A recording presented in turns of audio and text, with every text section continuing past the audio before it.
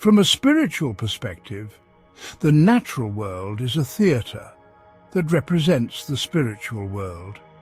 Every detail of sensory experience corresponds to spiritual realities reflective of the Lord's kingdom and its opposite. Through the teachings for spiritual Christianity, we gain insight into the intricate relationships between the material and spiritual, where sensory experiences are shaped by states of mind and their affinities of love and thought.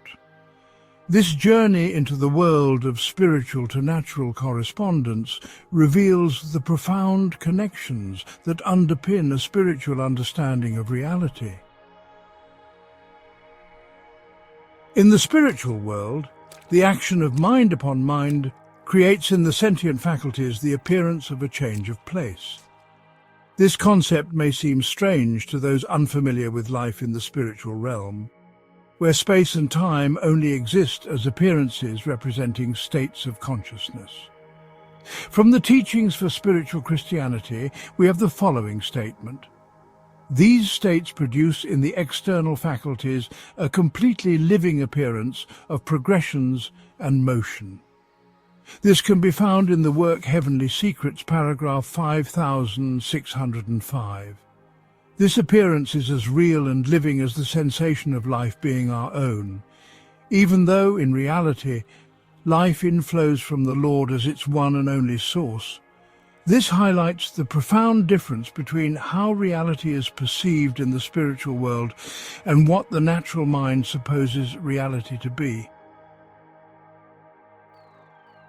Even though, in the spiritual world, the relationship of sensory objects to the states of mind from which they originate is intuitively perceived, they lose none of their sensory objectivity. Yet they are objects within the mind, truly existing within the sentient faculties of sight, hearing, smell, taste, and touch. And while they may seem distinct, they are actually effects produced by the affections and thoughts active on a deeper level of the mind. To think naturally is to attribute the existence of sensory objects to physical causes separate from the mind. As a result, the connections these objects have to mental qualities of love and thought go unnoticed. And even if these deeper meanings are taught, the natural mind will still struggle to appreciate them or perceive the underlying causal nature of goodness and truth and evil and falsehood in producing the objects of the sensory world.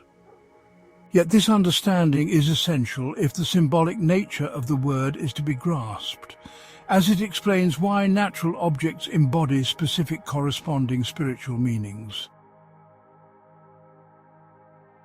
By way of example, consider the spiritual meaning of an ox, a frequently occurring object in the Bible as well as in the spiritual and natural worlds. In the Word, there is a commandment that states that if a man's ox harms another's ox and it dies, they shall sell the living ox and divide the money. Exodus 21, verse 35. Spiritually, this signifies the destruction of a good affection by another opposing affection. In the spiritual world, an affection for natural goodness, when exhibited in an animal form, appears as a gentle ox.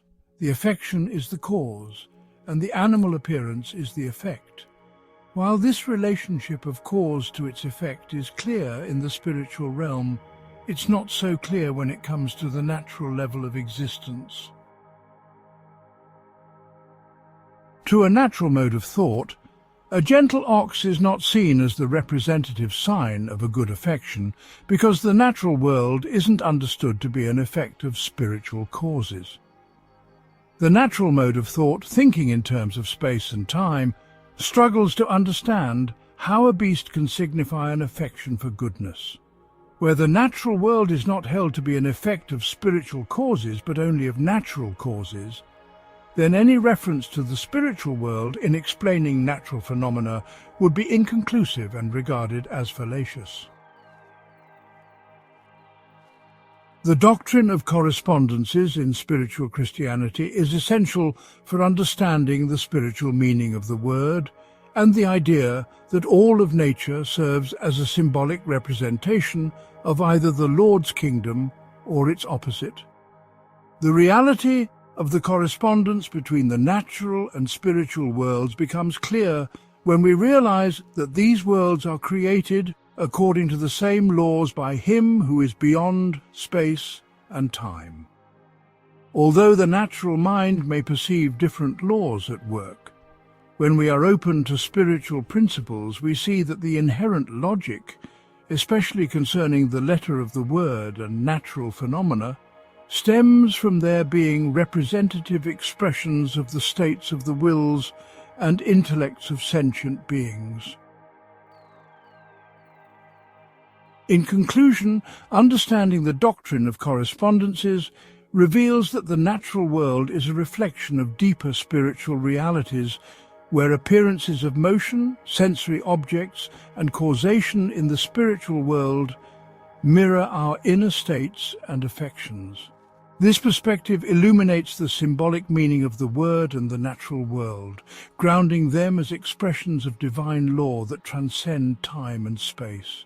Recognizing these correspondences invites a fuller comprehension of spiritual truth and a more profound interpretation of Holy Scripture.